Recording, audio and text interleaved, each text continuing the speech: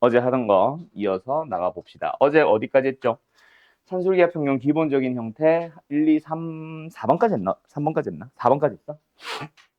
맞아. 한 번만 더 정리할게요. 어제 배웠던 여러 가지 부등식 중에서 산술기하 평균. 원래 정확한 이름은 산술평균과 기하평균의 관계라고 했는데 편의상 산술기하 평균을 부른다고 했죠. 자, 산술기하 평균의 기본 공식. 일단은 산술평균은 2분의 어쩌고. 근데 우리가 또 이것도 편의상 그냥 양변에 2배를 해놓고 식을 이렇게 쓴다고 했다, 그죠? 그래서 한쪽은 합, 한쪽은 곱으로. 그래서 어쨌든 단 등호는 언제 성립한다 기억나?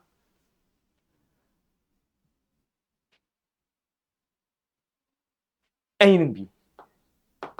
오늘은 요거에 대해서도 좀 얘기할 겁니다.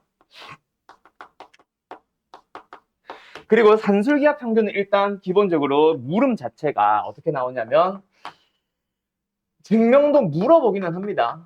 근데 제곱해서 빼보면 너무나도 당연한 완전 제곱식 나와서 그게 메인이 아니고 활용형. 여기서 활용을 한다는 건 뭘 구할 때? 최대값과 최소값을 구하는데 활용을 한다라고 했고, 두 번째, 산술기하 평균은 그냥 아무 때나 막 쓰는 게 아니라 A도 B도 양수일 때 사용합니다라고 했어요. 기하 평균에서 그 A, B를 길이로 사용을 하거든. 알았죠? 그래서 일단 첫 번째 변형되는 형태. 무슨 형태? 말 그대로 합을 줄게. 그때 어제 3으로 줬던 것 같은데. 그때 곱에 대해서 최대 또는 곱을 줄게. 합에 대하여 최소값 얼마니? 이런 식으로 물어보는 문제 두 가지. 맞죠? 근데 이거는 너무 대놓고 물어보는 거래. 이런 식으로는 사실 주면은 땡큐고 뭐 안 준다라고 했었죠, 거의. 그래서 살짝 숨기기 시작하는 게 A를 가지고 역수꼴로. 진짜 역수라는 게 아니라 문자만 보면 역수. 그래서 곱하면은 상수가 되는 꼴. 그래서 이 녀석의 최소값을 구하라고 할 때 바로 곱은 사네. 그래서 어떤 문제? 요 문제랑 동일한 거야. 아니지. 요 문제랑 동일한 거야. 라고 보시면 됩니다. 맞죠? 그리고 살짝 변형한 게 얘? 재채기에서 알람 울렸네. 자, 어쨌든 요 녀석까지는 지난 시간에 했었을 거다. 그죠? 살짝 변형된 형태. 이거는 뭐야? 하나는 분모, 하나는 분자인 건 좋은데 곱한다고 해서 사라지지 않으니 여기다 마이너스 1이 필요하고 그래서 다시 플러스를 하고 그 다음에 뭐 산술기하를 써야 되는 부분만 가지고 범위 찾은 다음에 전체 범위로 다시 가는 거. 알았죠? 어제 여기까지 했지. 그지? 오케이. 4번 갑니다. 4번은 근데 5번이랑 같이 설명을 해야 돼. 4번의 형태는 뭐냐면 1차분의 2차 꼴이고요. 참고로 기억하세요. 4번부터는 좀 순서가 나랑 좀 설명하는 순서가 다르기는 한데 책에서 보통 4번, 5번은 좀 응용형 또는 심화용으로 넣는 경우가 많아요. 그래서 얘네들 학교 시험에 제일 많이 나온 것 중에 하나가 4번, 5번인데 예를 들어서 뭐 국제고처럼 아니면은 뭐 종총고나 뭐 이런 학교들처럼 좀 일반적인 시험, 조금 쉬운 편에 속하는 시험이나 국제고는 뭐 쉽다라기보다는 좀 정확한 걸 더 물어보지 막 응용을 심하게 물어보지는 않는 편이거든. 그런 경우에서는 4번을 보통 많이 물어보고요. 예를 들어서 아름고라던가 세종고처럼 시험이 조금 어려운 학교들은 5번으로도 많이 물어봅니다. 그냥 둘 다 뭐 똑같은 문제기는 해. 자, 어쨌든 1차분의 2차에 대해서 뭐 해주세요? 최소값, 2차분의 1차에 대해서 최대값을 물어본다. 자, 예시로 바로 갈게. 자, 4번. 너희들이 먼저 한번 풀어볼래? 시간은 짧게 드릴게요. 못 풀 사람들이 훨씬 많아서. 풀 사람들은 그냥 바로바로 진행해버리면 되고. 잠깐만. 문제를 어떻게 써줘야 너희들이 좀 편할까?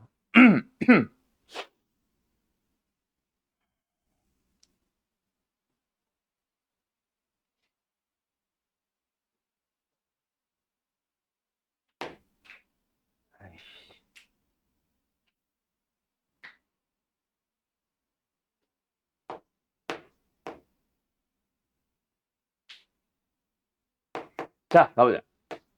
이 녀석의 최소값을 찾아주세요. 기기. 아마 방향을 잡은 사람들은 바로 풀기 시작을 할 거고 금방 생각보다 금방 찾을 거고 못 찾을 사람들은 아무리 쳐다봐도 뭔 소리인지 모를 거예요. 일단 힌트는 떨어졌어요. 힌트가 떨어졌대. 뭔 소리야? 힌트는 안 줄 거예요.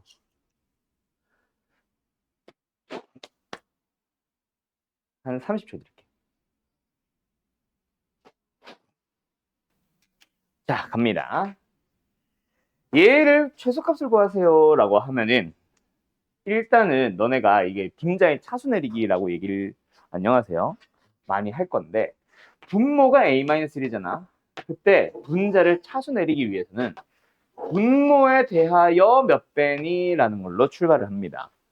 그러면 일단 몇 배?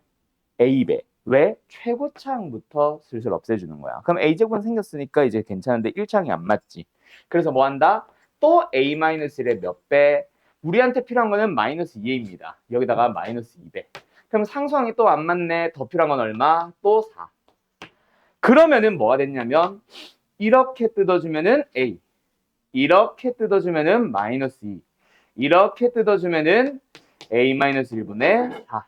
그러면 풀이는 3번과 유사하게 만들어져 있죠. 무슨 소린지 알겠어? 그렇게 해서 최대 최소를 찾으러 간다. 그럼 한 번만 더 할까? 혹시 쓸 사람 있으니까. 일단은 이 형태로 만들어줍니다. 그것만 가지고 산술기하를 보면 어때? 2루트 둘이 곱하면 4보다 크거나 같다. 그런데 얘랑 얘랑 똑같게 하기 위해서 마이너스 1을 이 산술기하 평균에다가 양변에 마이너스 1. 이런 식으로 가주시면 되는 거예요. 알았나요? 끝! 어때요? 할 수 있겠죠? 그 답은 얼마야? 3이네? 답은 3. 자, 그러면 5번은 여기 바로 옆에 써야 되는데 자리가 없어서 옆에다 여기다 쓸게요. 5번은 예시 문제. 똑같아요. 짠! 이렇게 가주시면 됩니다. 이 녀석에 대하여 뭐? 최대값. 자, 간다. 어때? 그냥 4번과 똑같지? 생리가 똑같지? 대신에 이걸 알아봐. 자, x가 2보다 크거나 같다. 그러면 x분의 1의 범위는 어떻게 돼요?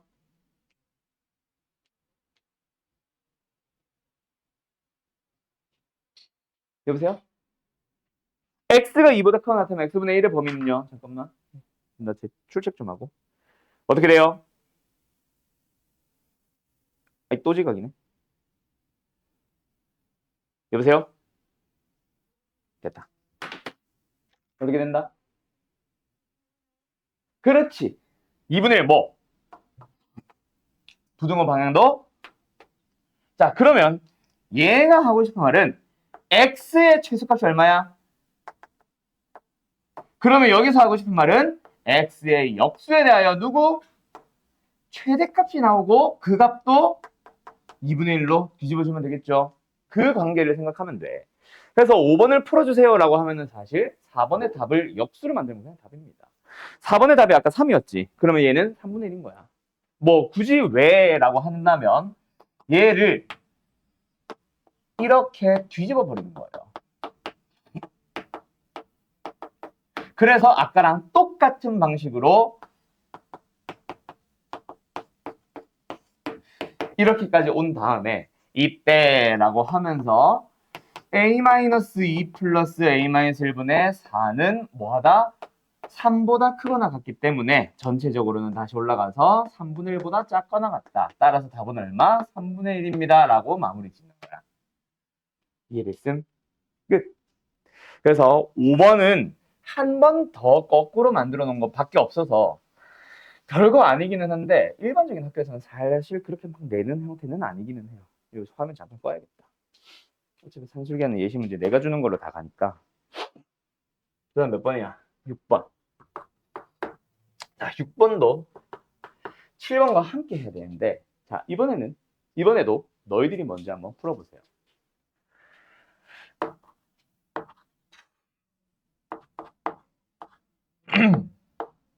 이게 2였나 3이었나? 기억이 안 나네. 몰라. 3으로 해.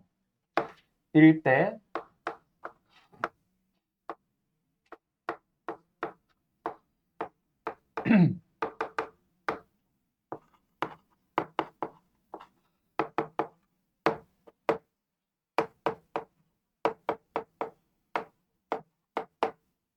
자, 오타 아닙니다. 요 두 개가 6번과 7번이에요. 다르다는 얘기야. 신기하죠? 주어진 식도 똑같고 물어보는 것도 거의 똑같이 생겼는데 2, 3 자리 바꿨다고 다른 문제가 됐어. 한번 풀어보세요. 물론 같은 문제라고 설명하시는 쌤들도 많아.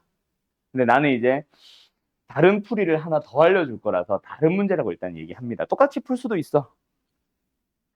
자, 봅니다.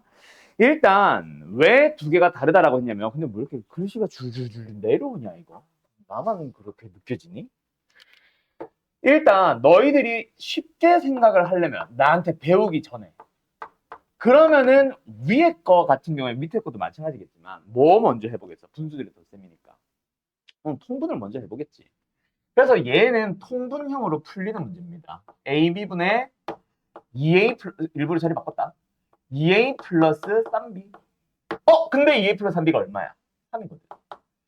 그러니까 얘는 AB의 역수에다가 3배를 한 놈의 최소값을 찾아주면 되고, 결국은 3이 중요한 게 아니라 AB가 역수로 들어가 있으니까 A 곱하기 B가 최대 1대 나온다라는 거를 캐치만 하면 돼. 그럼 무슨 문제가 됐어? 합을 줄게 곱의 최대 구의 부하가 됐잖아.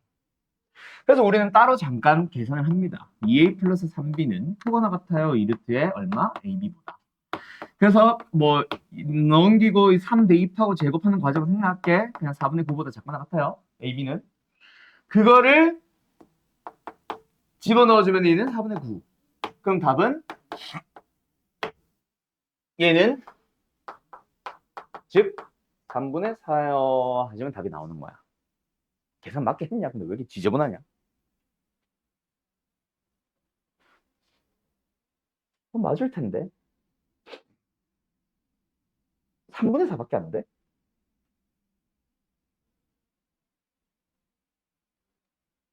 뭐 맞지?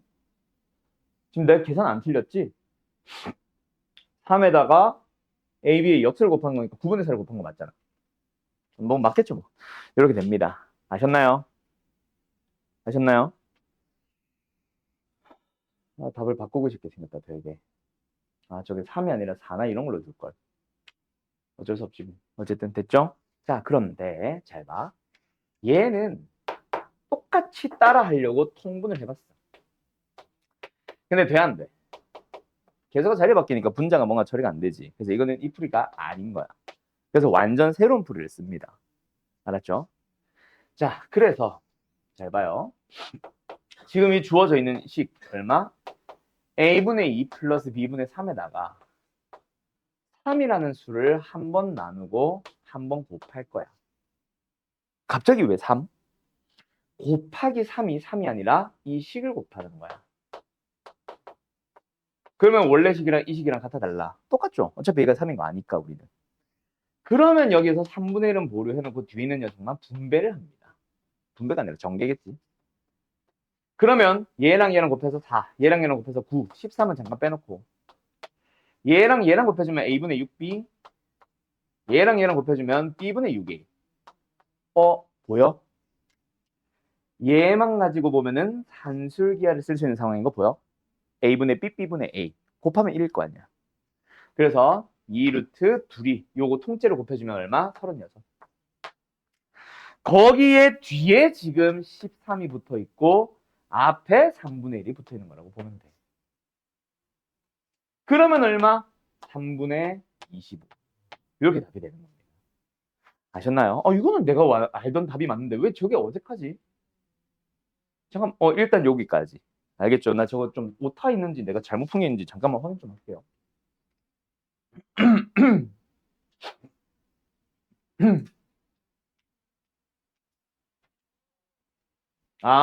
맞네. 오타 있네. 일단 여기까지 됐죠? 오케이? 아까 뭐 잘못했었냐면 내가 미쳤나봐요. 얘들아, 2A와 3B 더했는데 여기 왜 AB야? 6AB 아니야?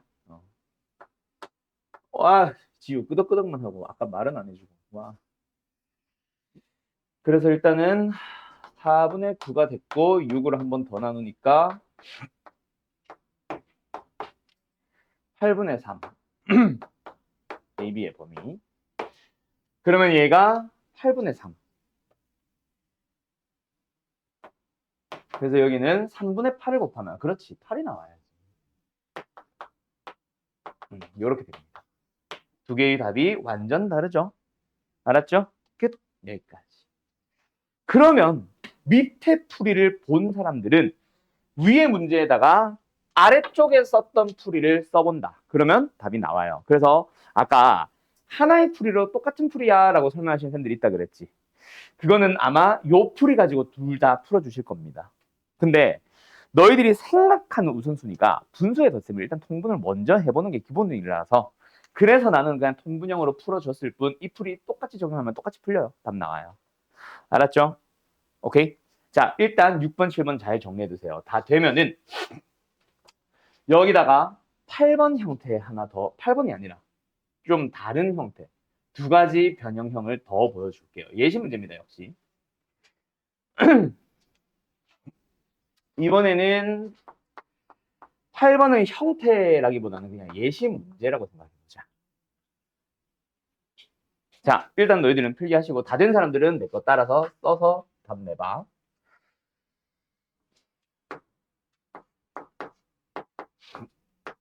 아, 이거는 잠깐만. 값을 깔끔해야 되니까 보고 설명해야겠다.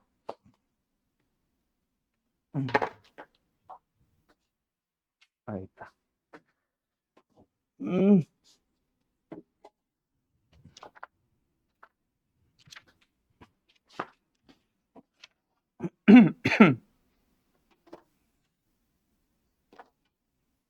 이걸로 갈까? 거의 똑같네.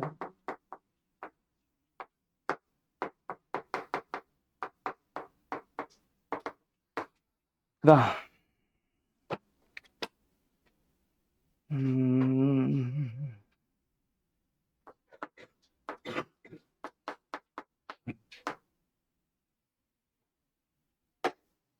일단 위에 거 풀고 있어봐. 그래도 보고 하는 게 깔끔하겠다. 이걸로 하자.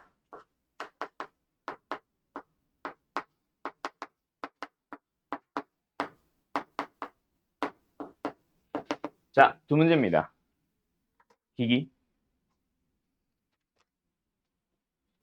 근데 위에 거는 밑에 거랑 완전 다른 거. 원래 위에 밑에 거를 좀 다른 버전으로 보여주려고 하다가 뭐 하려고 했냐면 사실은 이거 하려고 그랬어. 이게 아닌가? 뭐였지? 곱하기 꼴이 있었을 텐데.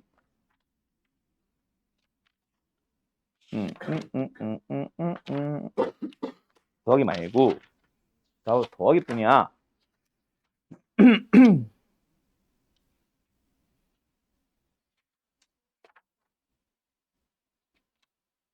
어쩔 수 없다. 그냥 하자. 원래 내가 보여줄까 했던 거랑 유사한 형태는 약간 이런 느낌이랑 보면 돼.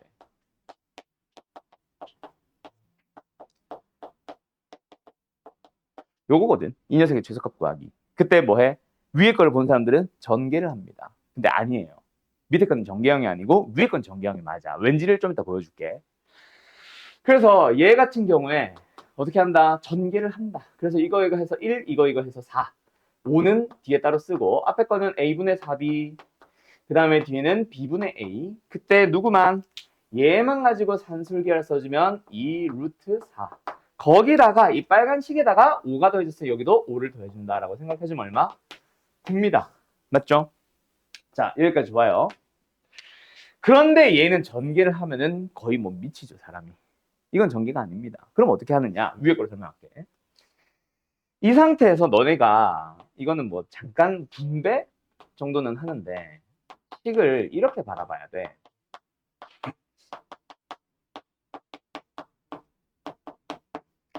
여기서 잘 봐. 색깔을 잘 구분해요. A분의 B와 B분의 A를 세트로 가지고 있다. 두 번째, 어디 갔어? B분의 C와 C분의 A를 가지고, B를 가지고 와요. 그 다음에 세 번째, 못 빠졌니? C분의 A와 A분의 C를 가지고 와요. 그래서 빨간색만 보면은 2루트1보다 크거나 같지. 파란색만 봐도 산술기가 써주면 2루트1보다 크거나 같지. 초록색만 봐도 2분의 1보다, 아니, 뭐래? 2루트 1보다 크거나 같지. 그럼 전체적으로 답은 6보다 크거나 같겠지. 아까 내가 괄호는 역시 따로 산술기가 써주면 2보다라서 8보다 크거나 같을 거야. 요게 답입니다. 얘도 이게 답이에요. 맞는 풀이야. 근데 여기서 뭐가 문제냐? 이것만 하면 별거 아니네 싶은데 얘를 딱 알려주는 순간 위에 거에서 어떤 의문을 가지는 사람들이 있냐면 이거 좀 지워도 되죠? 위에 거 풀이는. 원래 답은 9다 9 기억해놔. 선생님 이거를 얘만 가지고 산술기하 써서 2루트의 4ab 쓰시고요. 두 번째로 얘만 가지고 2루트의 ab분의 1을 써봤더니 아까처럼 전체적으로 바라볼 때 이들이 곱한 거랑 같으면 안 돼요. 했더니 루트 ab가 사라지거든. 이걸 발견하는 똑똑이들이 있어. 그래서 선생님 이거 8 아니야? 라고 물어봅니다. 틀린 거요? 알겠어? 얘는 틀렸어요. 자, 결론부터 얘기하면은 산술기하를 하나의 식의 최대치수를 구하기 위해서 산술기하를 2번 이상 사용을 해야 될 때는 따로 부분 조심해야 되는 게 하나가 있어. 얘는 그 조심해야 되는 부분을 확인을 하면은 참이고 얘는 그 부분을 확인하면은 거짓이에요. 그래서 얘는 8 최소값 아닌 거야. 자, 어디를 틀렸는지를 발견해 보세요. 참고로 이 어디가 틀렸는지를 말하시오라는 문제가 마플 시너지라는 교재에는 있어요. 실제로 서술형으로. 알았음? 가끔 물어보는 학교들이 있거든. 그래서 이거는 잘 발견을 해봐야 돼. 알았죠? 생각해보세요. 어디가 틀렸을까? 자, 더 쉬운 예시 하나 더 하고 갈게. 잘 봐. A 플러스 B가 6일 때 A 곱하기 B의 최대값 아까 구해봤지? 맞지? 그때의 AB 구해봐.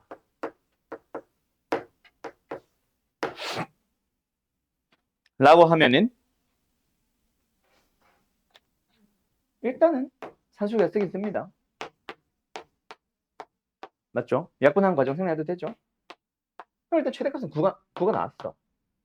자, 그때 AB는 뭐예요?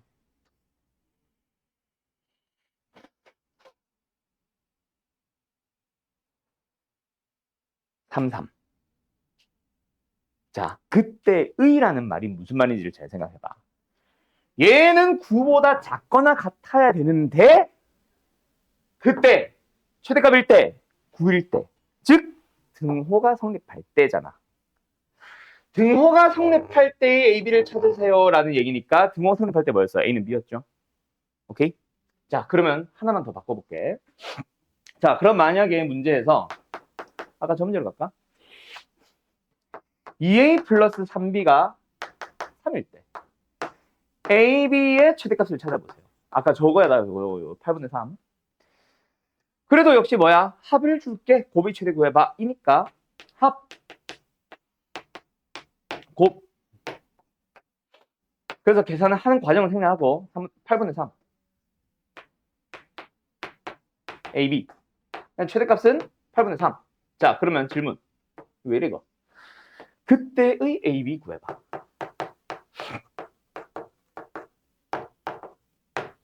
자, 여기서 하면 안 되는 거 A는 B. 왜요? 자, 공식 잘 봐. A 더하기 B고 A 곱하기 B일 때 A는 B. 지금 A 더하기 B가 아니잖아. 2A 더하기 3B죠. 그러면 이거는 등호가 성립할 때는 언제다? 2A는 3B. 두 번째. 그래서 2A는 3B라는 거를 대입을 해서 답을 구하나요? 아니요. 그냥 똑같은 거 더해서 3이 된다. 얘들아, 똑같은 거 더해서 4 되면 얼마야? 2이지. 모르는 사람. 똑같은 거 더해서 8이 됐다. 얼마야? 4, 4죠. 똑같은 거 더해서 3이 됐다. 얼마? 2분의 3, 2분의 3. 그렇게 푸는 거야. 알았지? 그래서 어쨌든 A는 4분의 3, B는 얼마야? 2분의 1? 이렇게 답이 나와요. 별거 아니죠? 그거를 여기서 써봐. 자, 잘 생각해봐. 우리가 따로따로 쓰는 거는 얘의 최소값 얘랑 얘의 최소값 얘를 가지고 둘이 곱한 놈이 최소값이다라고 했는데 이 최소값이 얼마라는 걸 잘 생각해보면 얘가 실제로 가질 수 있는가?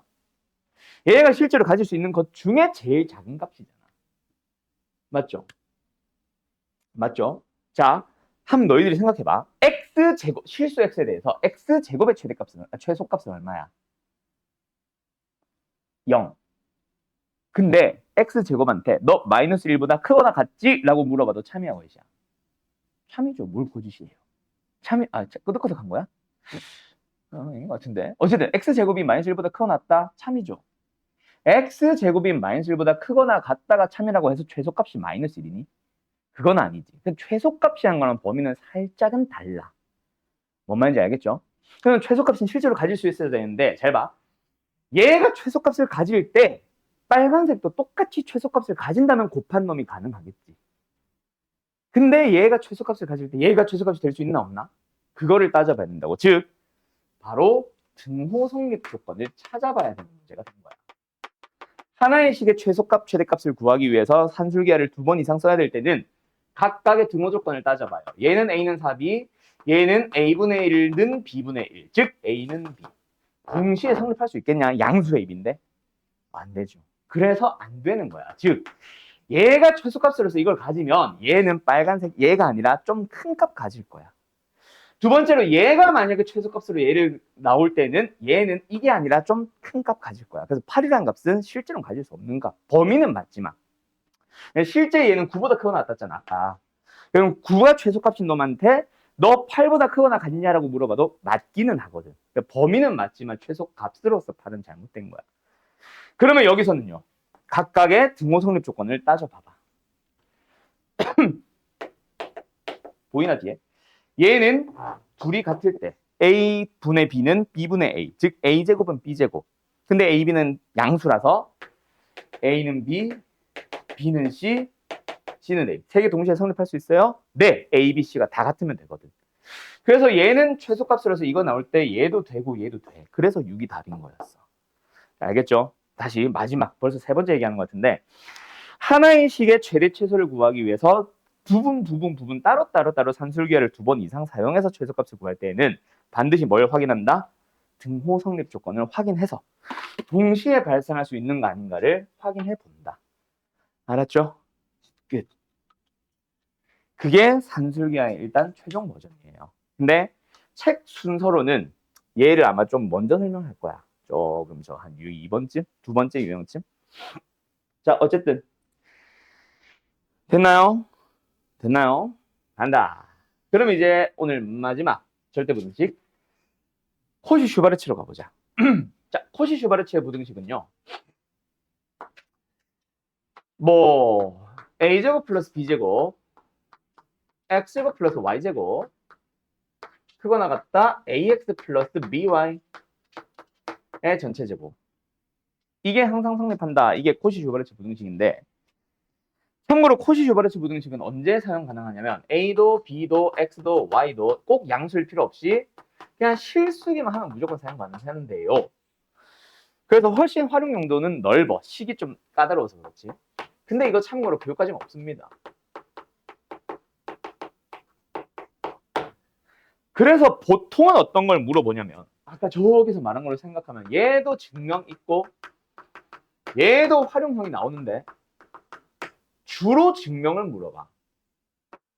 근데 활용은 학교마다 설명하시는 쌤들이 있고 이런 정도는 낼 수 있어. 다음과 같은 부등식을 절대 부등식을 코시-슈바르츠 부등식이라 한다. 이것을 이용해서 최대 최소 구하시오라고 해버리면은 낼 수는 있지. 왜? 교과서에 이거 증명하시오라는 문제는 한 번은 보여주거든. 그럼 그거를 알려줬으니까 교과서에서 보여줬으니까 그거가 절대 부등식인 거 한 번 더 얘기해주면은 이용하세요 하면은 낼 수는 있잖아. 그래서 일부 학교들이 내기 때문에 나는 최대 최소 활용을 보여줍니다. 알았죠? 그러면 이제 너희들이 산술기하와 코시-슈바르츠 중에 언제 무엇을 사용해야 될까에다가 포인트를 맞춰야 되는데 산술기하 평균은 그때 곱셈원식의 변형 지난 시간에 얘기했던 것처럼 얘는 결국 구성하고 있는 구성 요소가 합과 곱이야. 그래서 제일 기본 1번 문제 잘 생각을 해보면은 합을 줄게 곱의 최대 구해봐. 혹은 곱을 줄게 합의 최소 구해봐. 라는 거였거든. 그러면 코시-슈바르츠 부등식은 어떻게 구성이 되어 있어? XY가 문자입니다. A, B는 상수예요. 하나는 제곱의 합, 하나는 합.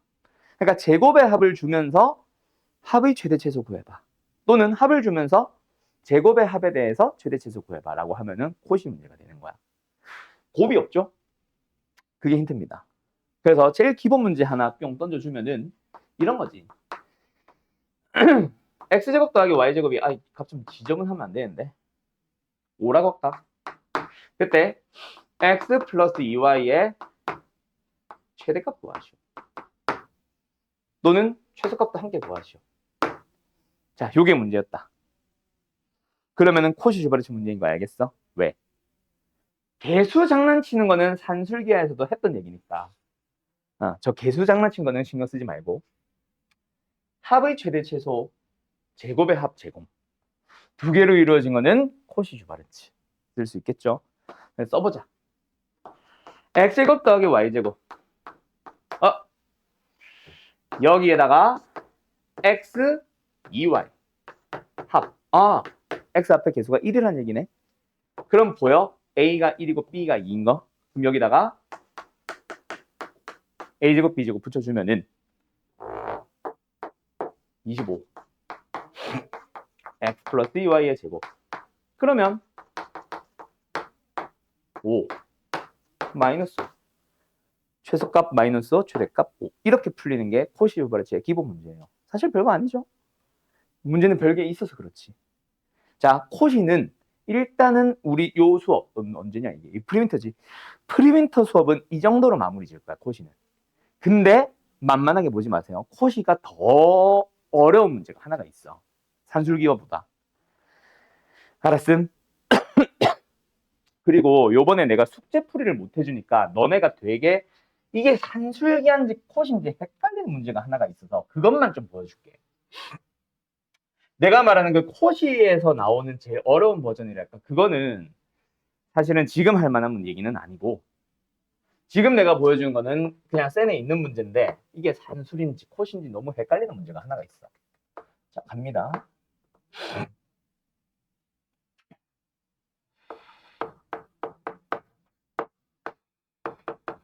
이거 막 줘도 되나?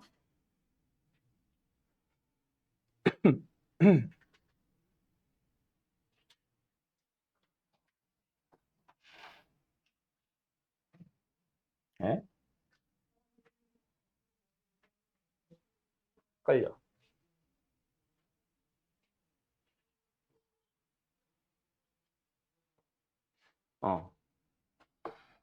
아이씨, 너무 커지면 좀 그런데. 일단은 가자.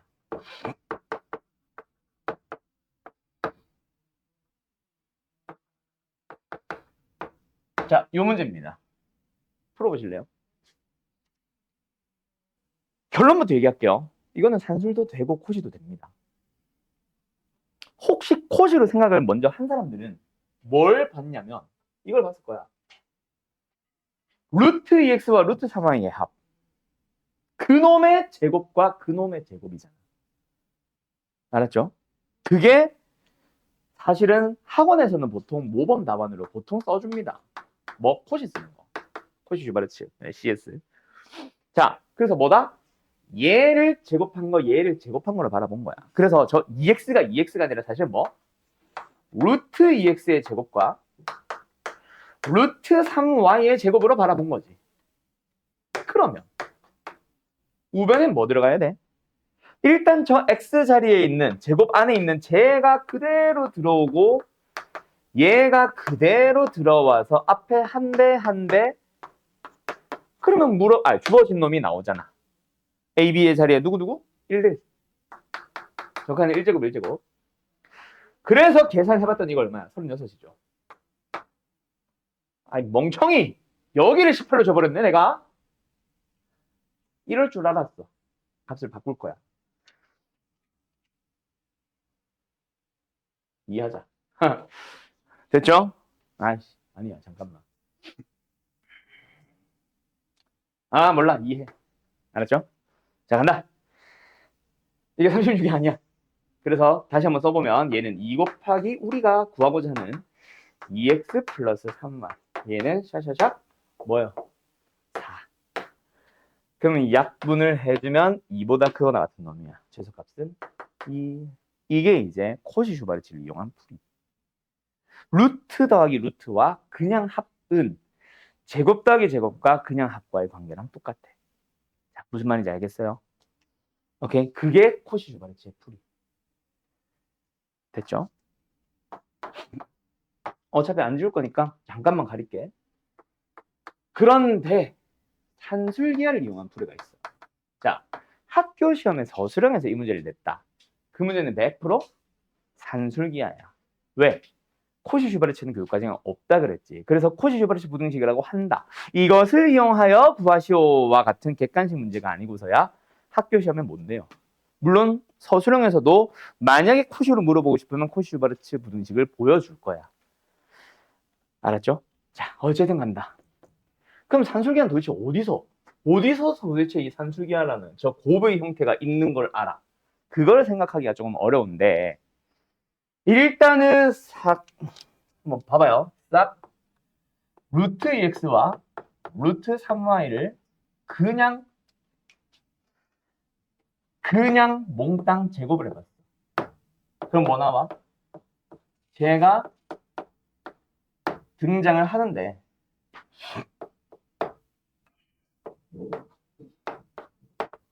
이것도 나오죠. 맞죠? 그럼 여기서 잘 봐. 나머지는 다 필요 없고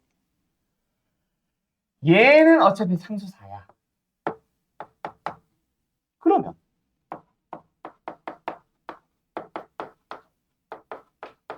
우리가 구하고 싶은 거는 이놈의 최소지만 이게 최소가 되면은 상수사가 되기 위해서는 얘는 뭐다?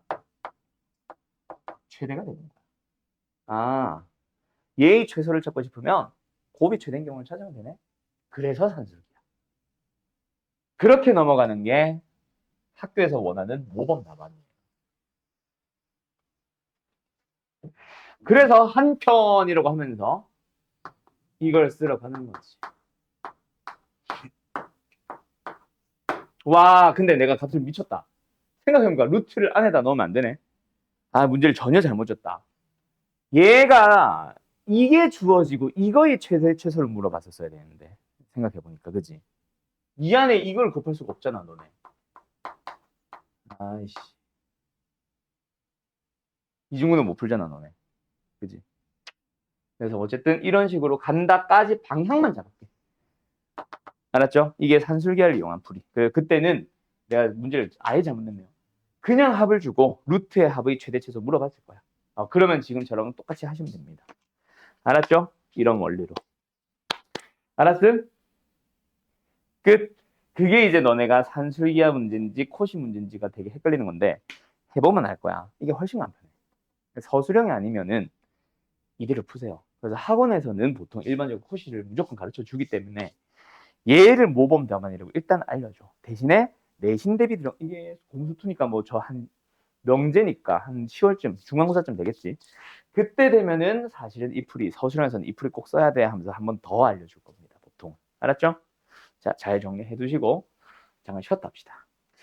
이제 뭐 진도를 좀 더 빼면은 뭐 좋기는 한데 어제 말했듯이 뭐 일단은 조금 덜 끝나더라도 너희들이 완벽하게 이해하거나 뭐 다양한 유형들을 보는 게 훨씬 더 좋을 것 같다 싶어가지고 생각보다 진도 앞에서 조금 지체된 부분이 몇 군데가 발생해서 조금 이렇게 됐어요. 알았죠? 그래서 어쨌든 필수인 부분들 위주로 우리가 배운 부분에서는 거의 뭐 새로운 내용들이 거의 없는 상태라고 보시면 될 겁니다.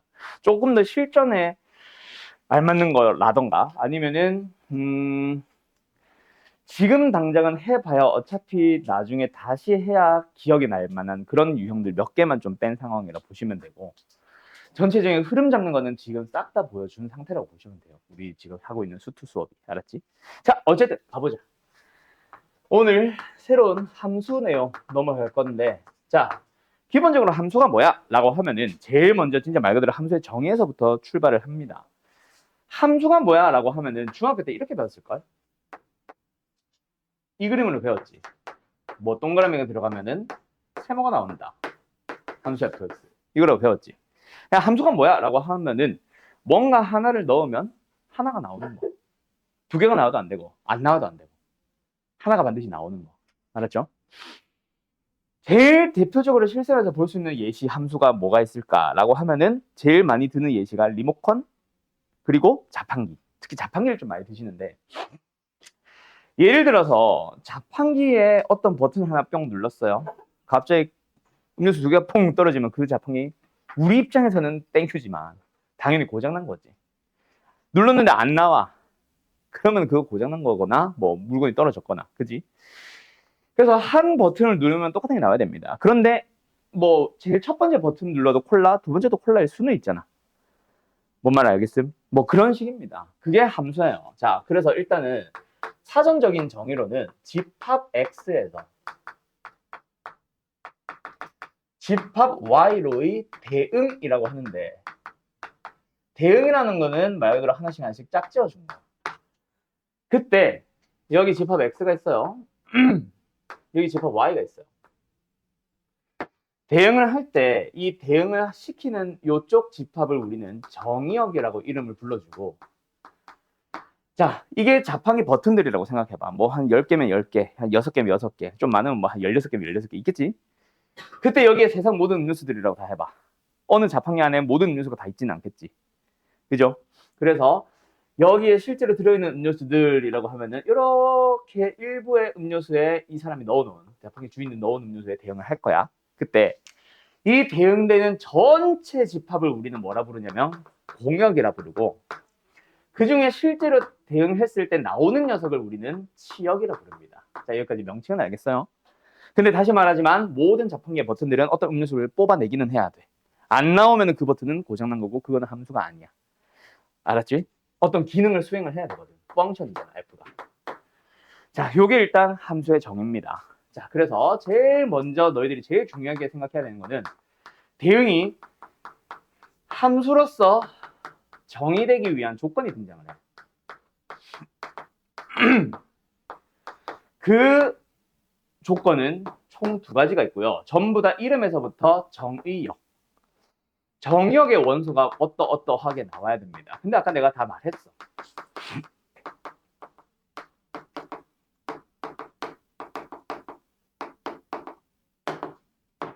정의역의 모든 원소는 뭐 해야 됩니다? 대응에 참여해야 된다. 즉, 어떤 음료수 하나는 나와야 돼. 어떤 버튼이든. 두 번째, 공역의 원소로 대응을 할 때 오직 한 개만 나와야지. 어느 하나의 버튼을 눌렀는데 음료수 2개 나오면 그거는 고장난 거예요. 맞죠? 그게 일단은 함수의 정의되기 위한 조건이야. 그러면 여기 함수 집합에 여기 집합에 원소들이 이렇게 있습니다. 자, 이 대응은 함수입니까? 아닙니까? 함수가 아닙니다. 왜요? 정의역의 원소 중 누구? 세 번째 원소가 대응에 참여하지 않았잖아. 아, 함수 아님. 이런 식으로 함수니 아니니 물어보는 문제가 처음에 등장할 거야. 그리고 예를 들어서 이런 건 함수 아니야. 아니죠. 왜? 정의역에 두 번째 원소가 두 군데로 가고 있거든. 이건 함수 아닙니다.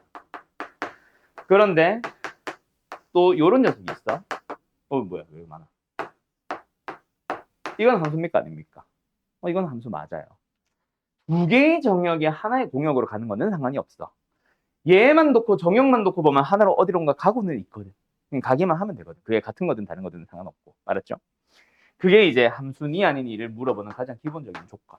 이거 가지고 막 식으로도 지금처럼 그림으로도 또 어떤 경우는 함수의 그래프로도 막 물어봅니다. 알았음? 뭐 예를 들어서 이거는 함수 아니야 이렇게 물어보면은 아니에요. 왜요? 어느 하나의 x의 원소가 두 군데로 대응하고 있으니까 이건 함수가 아니야. 뭐 이런 식으로 이제 등장하겠지. 알았음?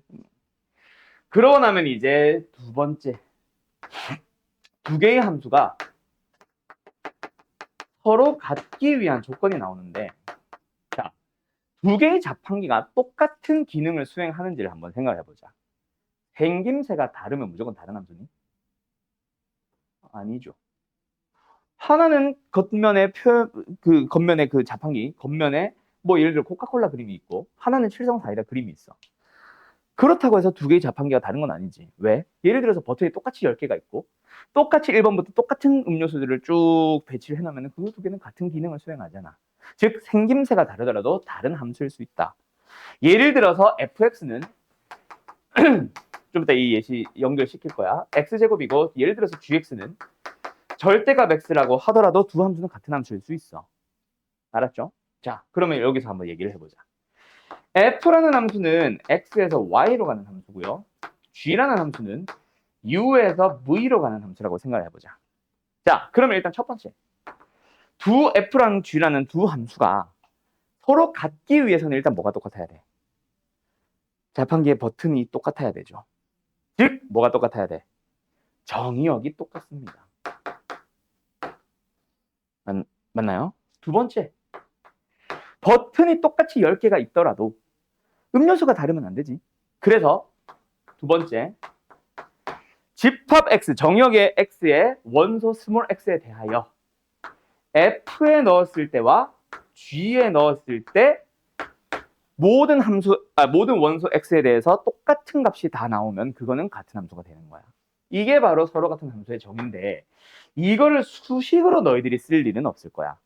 이거는 이해만 하고 실제로 같은 함수이기 위한 조건을 찾아보세요 라고 합니다. 그럼 여기다가 똑같은 정의역을 똑같이 넣었을 때 똑같은 값이 나오는 것들만 원소를 써주면 돼. 예를 들어서 정의역이 이것만 있으면 두 함수는 같은 함수잖아. 마이너스를 넣어도 위에도 1, 밑에도 1. 0 넣어주면 위에도 0, 밑에도 0. 1 넣어주면 위에도 1, 밑에도 1. 같은 함수가 되죠. 이런 식으로 서로 같은 함수가 되기 위한 조건을 찾으세요의 문제도 몇 개가 등장을 해요. 근데 이거는 사실 몇 번만 연습을 하면은 사실 지금 당장은 너희들이 뭐 풀어봐 하면 못 푸는 문제들이 있겠지만 잠깐 확인을 해보면 금방 할 수 있는 거라서 오늘 이제 마지막 수업이고 숙제풀이도 못하는 날이라 여기는 이 정도로 간단하게 얘기하고 넘어갈게요. 그 다음이 사실 중요해. 그 다음에 이제 어느 내용으로 넘어가냐면 함수의 종류로 넘어가면서 1대1 함수, 오늘의 메인 1대1 대응, 그 다음에 이제 좀 심플한 두 가지 항등, 상수, 항등을 먼저 하자. 항등함수, 상수함수까지. 자, 요 네 가지 종류에 대해서 명확하게 좀 기억을 하시고 오늘의 메인은 1대1 대응 한다. 1대1 함수가 뭐야? 라고 하면 말 그대로 1대1. 뭐 농구 해본 사람들은 특히 더 잘 알 거고. 1대1. 자. 아이씨, 잠깐만. 이거보다.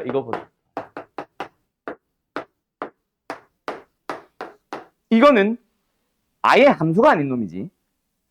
함수 자체가 아닌데 이거는 함수 아니야. 그냥 함수는 맞습니다. 그런데 1대1로 만나고 있냐라고 물어보면 딱 보자마자 아니지. 2대1로 만나고 있는 곳이 있지. 얘는 1대1 함수는 아닌 거야. 그러면 1대1 함수는 이런 식으로 가야 돼. 그걸 이제 구분을 지어보자. 서로 다른 정의역의 원소 x1, x2는 서로 같은 곳으로 가서는 안 된다를 식으로 써주면 돼. 그래서 식으로 설명하는 1대1 함수는 이거 지우자. 서로 다른 정의역 x1과 x2에 대하여 이면 f에 넣었을 때, 그 함수에 넣었을 때 나오는 값 또한 서로 달라야 된다. 이게 바로 1대1 함수의 정의입니다. 알았죠? 뭐 대우로 서로 같은 지역값이 나오면 그때는 반드시 x1, 2는 같을 때 이렇게도 얘기를 하기도 해요. 이거는 뭐 빨간색은 지울게. 자, 그러면 1대1 대응의 정의는 뭐냐? 1대1 함수인 것 중에서라고 하기 때문에 보통 정의에서는 그냥 1대1 함수 중에서라고 얘기하지만 나는 요거 한 번 더 쓸게. 이걸 만족하는 것 중에서 뭐 하는 거? 공역과 치역이 똑같은 거. 자, 그럼 질문해보자. 여기 정의역의 원소 이렇게 되어 있고요. 그래서 원점 지우자. 여기 공역의 원소 이렇게 있습니다. 자, 1대1, 함수야 아니야. 그냥 함수야 아니야. 함수 맞고요. 1대1 함수 맞아 틀려? 맞아요. 1대1 대응 맞습니까? 틀렸습니까? 아닌 거지. 왜? 공역 중에 한 놈이 대응에 참여하지 않았지. 이런 놈은 어때야 된다? 없어져야 된다. 즉 모든 공역들이 대응에 참여해야 된다.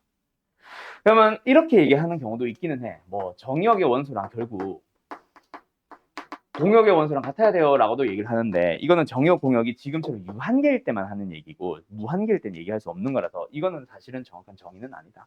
알았지? 자, 요게 1대1 대응이 정의예요. 뭐 별거 아니죠. 자, 세 번째.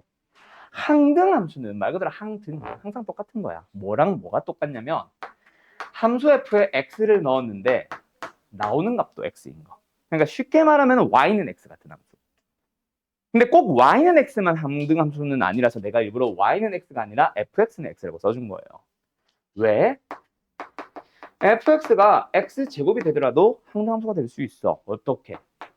정역이 0과 1이면 0 넣어주면 0 나오고 1 넣어주면 1 나오니까 항등함수 맞잖아. 알았지? 두 번째 상수함수 가보자. 상수함수는요, fx, x를 넣었는데 그 값이 항상 어떤 상수 c가 나오는 거야. 이것도 y는 3, 뭐 y는 1, y는 마이너스 2와 같은 것만 있는 건 아니라서 y는 c라고 안 쓴 거예요. 왜요? 똑같은 함수 x제곱이 상수함수가 될 수 있어. 정역이 뭐면 마이너스 1과 1이면 마이너스 1 넣어도 1 나오고 1 넣어도 1 나오니까 이거는 상수함수의 한 종류입니다. 뭔 말인지 알겠음? 이게 1대1 함수, 1대1 대응 항등함수. 자, 우리는 오늘 여기를 메인으로 간다고 했죠. 그래서 제일 먼저 나오는 녀석이 뭐냐면 1대1 함수 또는 1대1 대응이 되도록 하는 형태의 문제. 식을 완성하거나 정의역을 결정하는 문제. 거기를 좀 보러 갈 건데 그 전에 1대1 함수다 아니다, 1대1 대응이다 등등등을 좀 보러 가보자. 요걸로 할까? 이걸로 할까? 이거 먼저 할까? 자, 두 문제 풀어봅시다. 둘 다 풀어봅시다. 980번과 981번 푸는데 먼저 혹시 정리해야 될 거 있는 사람들은 정리하세요. 알았죠? 가볼까? 별거 아니죠, 요 세 개는, 두 개는. 자, 일단 함수인 거 아닌 거부터 골라보고 싶었는데 다 함수네? 아, 문제 함수 그때 그래프로 했구나. 일단은 함수입니다. 뭐 예를 들어서 요런 데 들어오면서 뭐 이런 게 있으면서 뭐 함수인 것도 찾으세요 라고도 하긴 하겠지. 알았죠? 이건 함수는 아니니까. 자, 어쨌든 가보자. 1대1 함수인 거. 어떤 거 있어요? 일단은 함수이다 아니다를 따질 때 우리가 아까 내가 이렇게 보조선 그어서 두 개 만났네 라고 따진 것처럼 1대1 함수는 이렇게 보조선을 그어주면 두 개의 x가 만났네, 어느 하나의 y가 두 개의 x와 대응한다. 이거 1대1 아닌 거잖아. 땡, 땡. 얘도 땡, 얘도 땡. 그러면은 나머지는 어떻게 긋든지 무조건 하나만 만나네, 어떻게 긋든지. 그래서 1대1 함수에는 일단 뭐뭐 들어와? 니은, 디귿, 비읍. 그럼 1대1 대응을 찾아보랜다. 그래도 역시 뭐다? 결국은 그 세 개 중에서만 따지러 가는 거지. 1대1 함수인 것 중에서. 근데 뭘 봐야 돼? 공역을 봐야 돼. 공역이 뭐라고 되어 있어요? 공역은 실수 전체의 집합이다. 즉 모든 실수 전체가 다 뭐 y 좌표 다 대응했는지를 보자. 디귿은 맞아 틀려? 틀렸죠. 이게 만약에 x축보다 뚫고 내려갈 거라면 분명히 그렇게 뚫고 내려간다고 보여줬을 거야. 알았지? 근데 지금은 뭔가 멈추고 있잖아, x축 위에서. 이건 뭐다? 0이나 음수 쪽은 대응하지 않았다는 얘기라서 빼야 됩니다. 두 번째, 얘는 모든 y들이 다 대응하고 있죠. 여기도 모든 y들이 다 대응하고 있죠. 그래서 니은과 비음만 1대1 대응. 디귿은 삭제. 이런 식으로 가주는 거지. 1대1 함수와 1대1 대응 구분할 수 있겠죠. 그 다음에 혹시 981번 풀었냐? 자, 1대1 대응인 걸 찾아주세요. 또는 1대1 대응인 함수를 완성하세요라는 문제는 나는 항상 어떻게 얘기를 해줄 거냐면 정역과 공역을 가지고 이 그림을 꼭 그리세요라고 나는 계속 강조할 겁니다. 반드시 그림을 그려줘야 돼. 자, 간다. 132, F132 더해졌을 때 10이란 말은 일단 1대1이기 때문에 5, 5는 안 되지. 그럼 한 놈은 반드시 4고 한 놈은 6이야.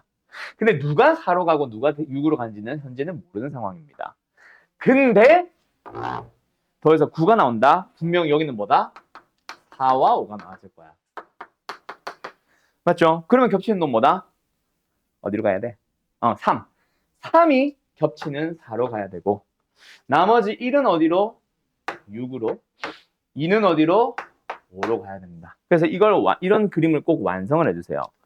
지금은 너무나도 심플한 문제라서 사실은 상관이 없지만 나중에 1대1 대응의 개수 찾기 이런 거 할 때는 있잖아.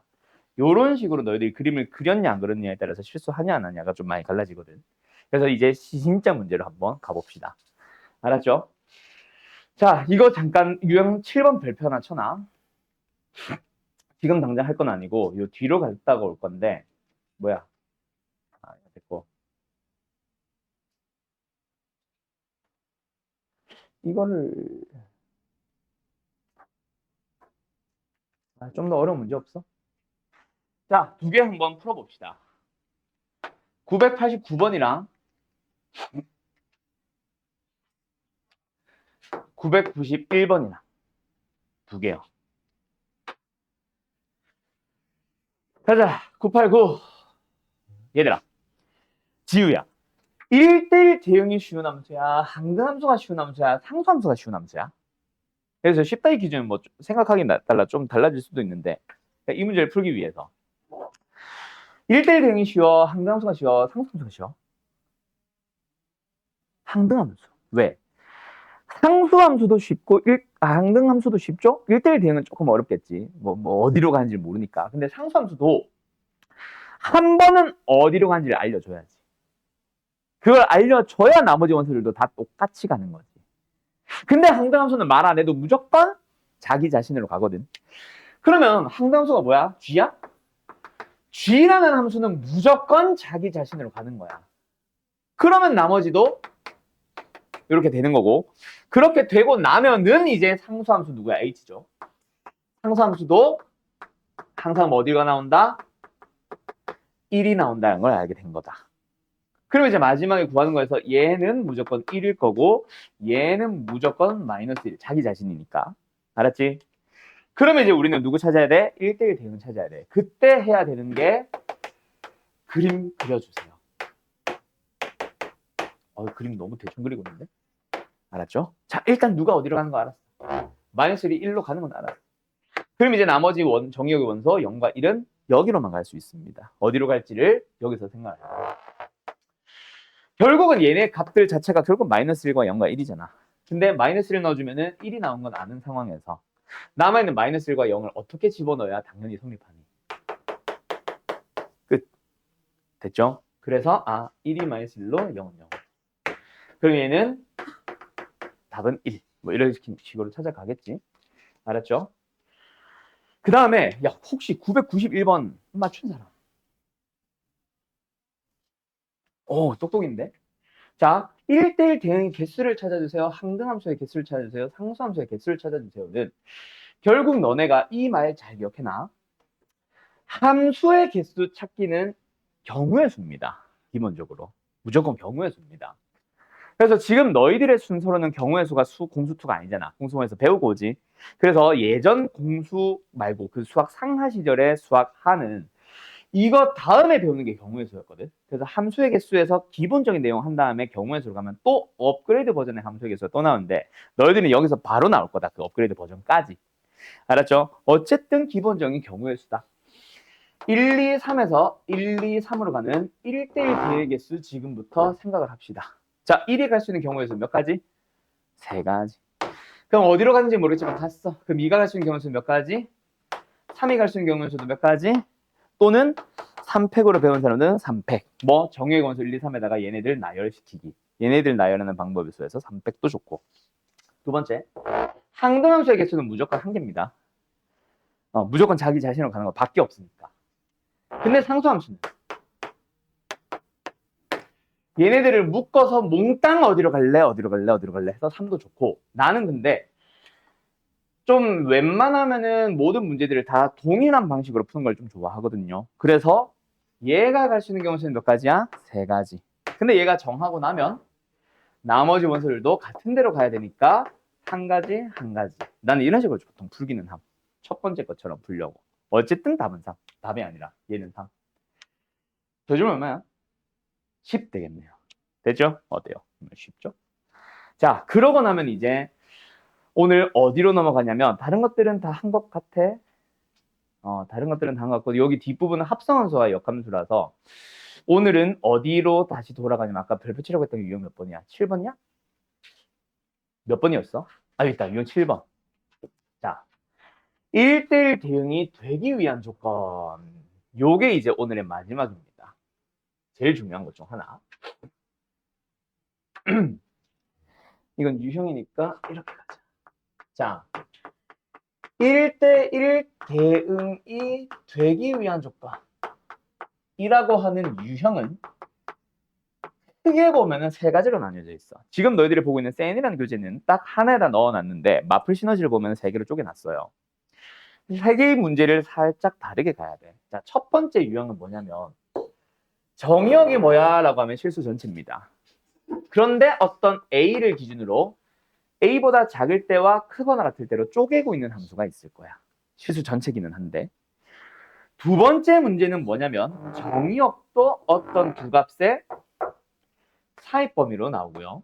공역도 두 값의 사입 범위로 나와서 이 안쪽에서만 노는 함수가 있어 라고 할 때가 있고 세 번째로는 정의역도 어떤 값보다 크다 작다 또는 공역도 어떤 L보다 크다 작다의 범위 한쪽으로만 줄 겁니다. 그래서 결국은 K보다 크다, L보다 크다 이런 식으로 오른쪽 위만 바라보는 문제가 있을 거야. 그 세 개의 문제의 풀이는 달라요. 이거는 양쪽. 알았죠? 그래서 지금 요 문제 몇 번이야? 982번 문제를 보면은 첫 번째 유형입니까? 두 번째입니까? 세 번째입니까? 몇 번째 유형이에요?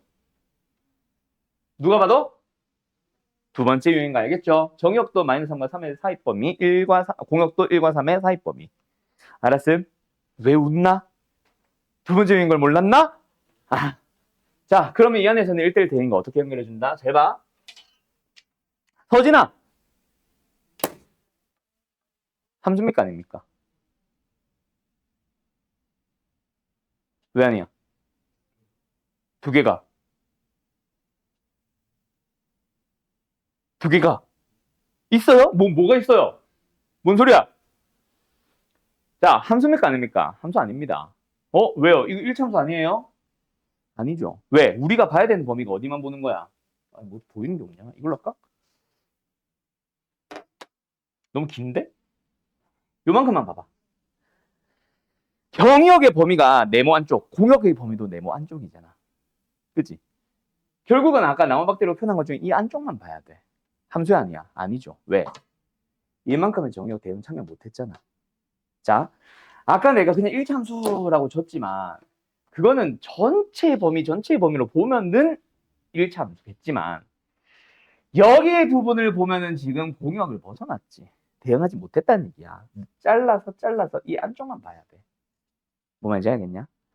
그러면 예를 들어서 이렇게 되면 함수는 맞아. 맞죠? 왜? 모든 정역이 대응하고 있잖아. 근데 1대1 대응이 아니야. 아닙니다. 1대1 함수는 맞지만 1대1 대응이 아닌 이유. 요만큼의 공역이 대응하지 못했던 거야. 결론 갑니다. 그래서 딱 두 가지만 답으로 될 거야. 이 네모 박스 안쪽에서 대각선 두 개. 뭔 말인지 알겠음? 그래서 요 문제도 답이 두 개가 될 수 있는데 뭐가? 기울기가 나와 있지? 그죠? 그래서 뭐 이걸로 치면은 빨간색 그림, 기울기가 양수인 거를 찾아주세요라는 그 얘기가 되는 거야. 알았음? 알았음? 그럼 뭐 답은 뭐겠어?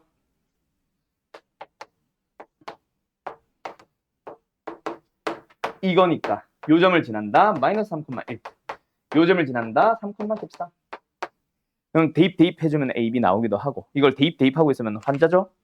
환자라고 하면 좀 그렇다. 미안해 얘들아. X가 6만큼 증가할 때 Y는 12만큼 증가했지. 기울기 A가 2라고 나오고 그 다음에 뭐 예를 들어서 3,13이 나오도록 하는 B값 찾아주면 되지. 알았죠? 그런 식으로 찾는 거야. 어쨌든 우리 직선의 방정식 배워왔잖아 앞에서. 자, 다음 요 문제는 무슨 문제예요? 몇 번째 유형이에요? 983. 7번?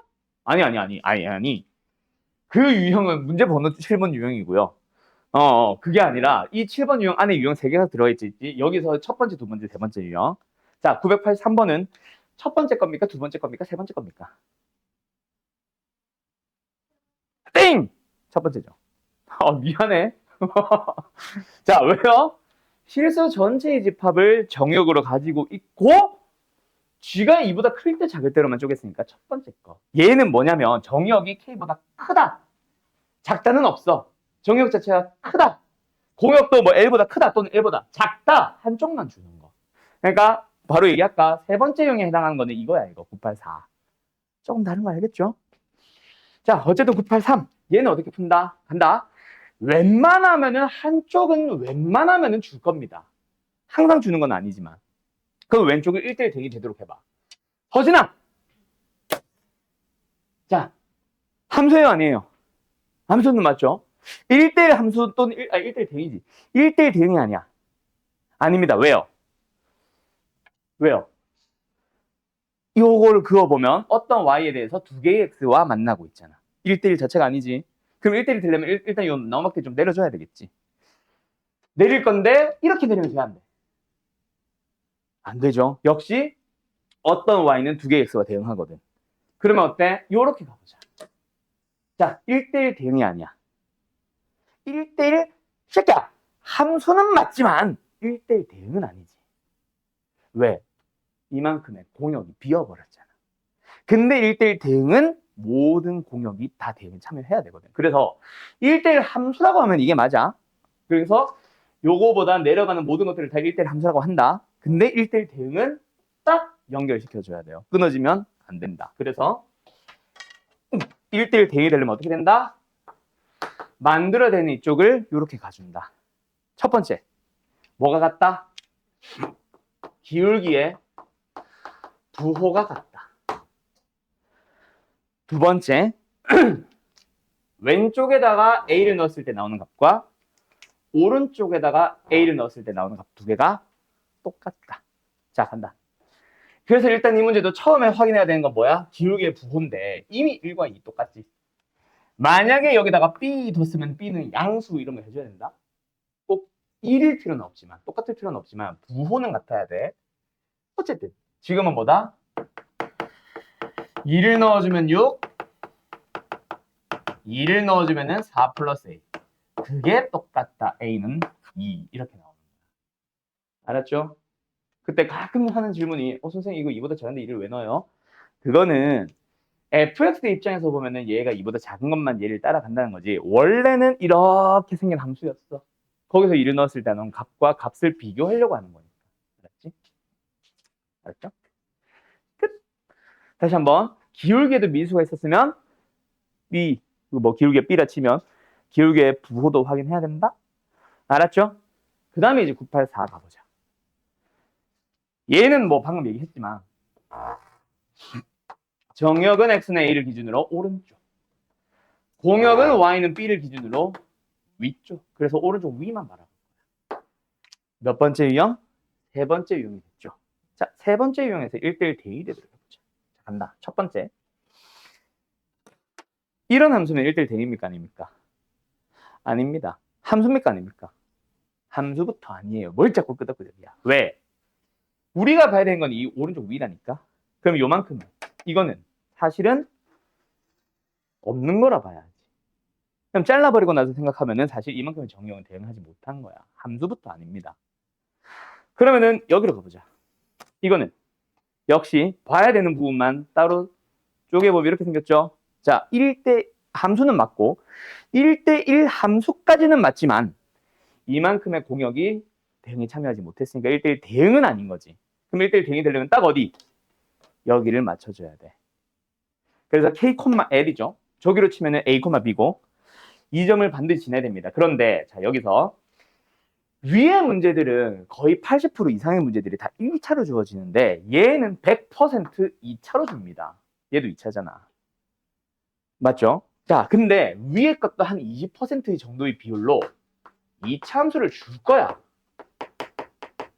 그래서 셋 다 2차인 경우에는 반드시 확인을 해야 되는 요소가 하나가 있고 그게 바로 뭐냐면 축의 위치를 봐주세요. 자, 저 문제에서 다시 한번 설명할게. 일단 몇 콤마 몇을 지나면 된다. fx가 요점 a, b를 지나면 된다. 맞죠? 그래서 a, b를 쫑 집어넣습니다. b는 a제곱 마이너스 4a 마이너스 1. 여기까지는 좋은데 일단 답도 안 나올 뿐더러 너희들이 한번 생각해봐. a, b를 지나기만 하면 무조건 이렇게 생기니? 아니잖아. 어떻게 될 수 있어? 이거는 함수 아니야. 함수부터 아니에요. 왜? 밑에 거 지워야 되거든.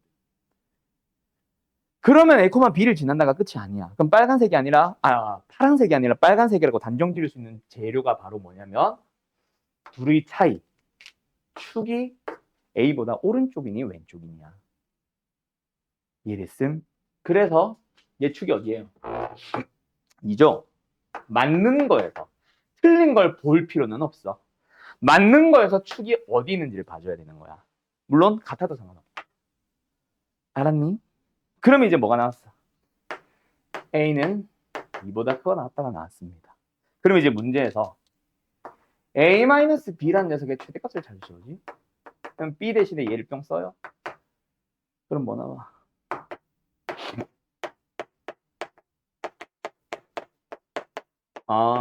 A에 대한 2차 식의 최대 최소가 된 거야. 어디지? 수상이지 이거. 수상 내용으로 넘어간 거야. 그럼 찾는 거는 생략할게요. 알았죠? 끝. 이해됐죠? 이게 1대1 대응이 되기 위한 조건 세 가지입니다. 자, 반드시 얘네들도 마찬가지야. 2차가 있을 수가 있어. 학교 시험에는 2차를 좀 많이 줍니다. 여기는 특히. 여기는 안 주는 경우도 많은데, 안 주는 학교들도 많은데, 이것은 2차로 주는 학교도 진짜 많아요. 그래서 이거든 2차라면 틀린 게 왜 틀렸는지를 고민한 것도 당연히 좋지만 그거는 평소에 공부할 때만 고민하고 실제 풀 때는 틀린 걸 찾으려고 하지 말고 맞는 그림에서 좀 연장해서 축이 어디 있는지를 봐. 그것만 한 번 더 확인만 해주시면 끝납니다. 그러면 1대1 대응, 1대1 함수, 한가함수, 상수함수까지 해서 함수는 마무리. 그럼 여기서 우리가 하지 못한 것들에 대해서 잠깐 얘기만 하고 오늘 마칠게요. 자, 여기까지 이거 좀 지워도 되나 이제? 자, 우리 이제 남은 단원들에 대해서 간단하게만 얘기를 해줄게. 그래도 공수 원만보다는 조금 여유가 생겼네. 5분이라도. 남아있는 게 뭐냐면 함수가 아직 안 끝났어. 센으로 치면 같은 단원에 있고 다른 교재들은 대부분 다른 단원에 뽑아놨는데 합성함수와 역함수가 있고 유리식과 유리함수인데 보통 이름을 그냥 유리함수라고 이름을 보통 잡아요. 유리식은 너무 되게 내용이 적거든. 그 다음에 마지막이 무리식과 무리함수야. 자, 뭐 물론 여기가 중요하지 않다라는 건 아니기는 한데 일단 유리식과 유리함수에서 그리고 무리식과 무리함수에서 유리식이나 무리식은 그 내용이 너무 적어서 사실은 뭐 잘 많이 안 해도 되고 특히 마플 시너지 같은 교재는 아예 유리식 무리식이 없어. 바로 유리함수 무리함수부터 시작합니다. 왜? 이 정도는 중학교 때 배운 방식이거든. 근데 보통 이제 설명을 한 번 더 해주지. 그래서 사실 메인은 여기라고 하면 얘네 둘은 특징도 너무 뚜렷하고 뭔가 대칭성이라는 이런 성질들 그런 특징이라던가 뭔가 뭘 역함수를 찾아주세요라던가 함수값을 구해주시오라던가 그래프를 그리시오라던가 이런 것들이 전부 다 딱 정형화되어 있는 틀에 박혀있는 문제들이야. 그래서 사실은 거의 암기형 과목이래. 단원이라 보시면 돼요. 그래서 사실은 뭐 지금 하면 당연히 좋은데 지금 해봐야 어차피 뭔가 그걸 가지고 더 응용하는 단원도 아니고 그냥 그 정도 물어보고 끝나는 단원이라서 뭐 지금 하든 여름방학 때 하든 어차피 내신 대비 때 너희들이 한 번 더 정리해서 또 외워야 되는 거는 변화가 없거든. 그래서 사실 요번 프리인터 때 사실 여기는 아예 안 하려고 생각하고 있었음. 아니면 한다면 유리식 정도만 하던가. 네, 좀 계획이 조금 틀어져서 어쨌든 그래서 여기에 대해서는 못한 거에 대해서 크게 부담을 가지지 않으셔도 됩니다. 대신에 이제 뭐 겨울방학 때 수업할 때 유리함수, 무리함수 쪽은 처음이다. 그래서 좀 자세하게 설명을 해달라. 만약에 좀 급하게 나가시는 반이면 알았죠? 어느 학원에 가든 우리 학원에 있든 그런 상황이니까 좀 자세하게 알려달라라고 해주시면은 자세하게 해주실 겁니다. 그래봐야 내용이 워낙 적어서 금방금방 설명해 주실 거고, 문제는 사실은 여기야. 합성함수와 역함수는 중요하지 않은 단어는 아니에요. 굉장히 중요한 단어입니다. 근데 이제 여기는 좀 못한 부분이 좀 있기는 해. 얘는 나중에 너희들이 이제 겨울방학 때 다시 한번 배울 때 꼭 제대로 좀 배워줘야 되고, 얘네들은 이게 지금 공수2지. 대수나 미적분 1이나 또는 선택 과목이랑 뭐 수능이랑 무관하지만 미적분 2로 넘어갈 때 기본 상식이 되어 있어야 되는 단원이에요. 응용도 되게 많이 하는 단원이야. 알았지?